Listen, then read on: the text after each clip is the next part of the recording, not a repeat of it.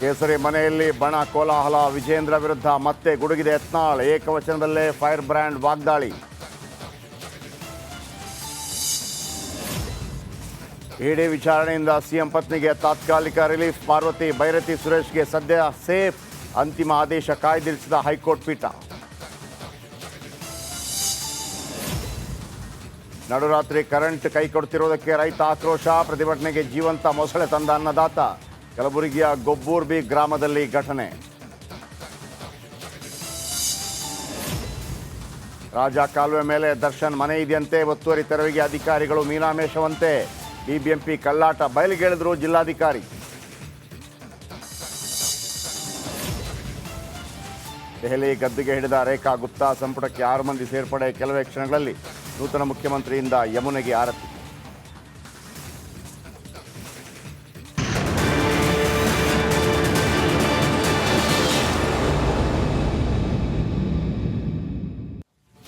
Welcome back. Brand Bengaluru ಅನ್ನೋ DKಶಿ ಹೀಗಂದ್ರೆ ಹೇಗೆ?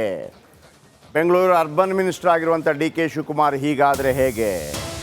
ಮುಂದೆ ಮುಖ್ಯಮಂತ್ರಿ ಆಗಬೇಕಾದಂಥ DK ಶಿವಕುಮಾರ್ ಹೀಗಂದ್ರೆ ಹೇಗೆ? ಡಿ ಸಿ ಎಂ ಆಗಿರುವಂಥ DK ಶಿವಕುಮಾರ್ ಹೀಗಂದ್ರೆ ಹೆಂಗೆ? ರಸ್ತೆಗಳಲ್ಲಿ ಗುಂಡಿ, ನಿಂತಲ್ಲೇ ನಿಂತ ಕಾಮಗಾರಿ, ಟ್ರಾಫಿಕ್ ಸಮಸ್ಯೆ ಬಗೆಹರಿಸಿ ಅಂದರೆ ದೇವರ ಮೇಲೆ ಭಾರ. ಆ ದೇವರು ಸ್ವರ್ಗದಿಂದ ಇಳಿದು ಬಂದರೂ ಏನೂ ಬದಲಾಗಲ್ಲ.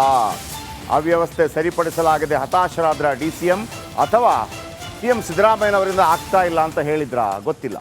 ಟ್ರಾಫಿಕ್ ಕಂಟ್ರೋಲ್ ಕೇವಲ ಮಾತು ಘೋಷಣೆಗಷ್ಟೇನಾ?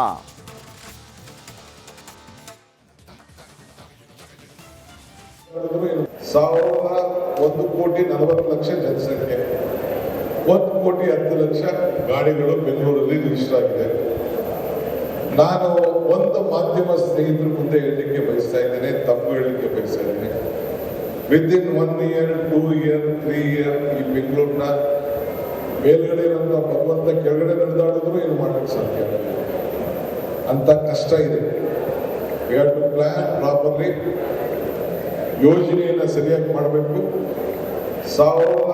$1.40 ಜನಸಂಖ್ಯೆ, 1,10,00,000 ಗಾಡಿಗಳು ಬೆಂಗಳೂರಲ್ಲಿ ರಿಜಿಸ್ಟರ್ ಆಗಿದೆ.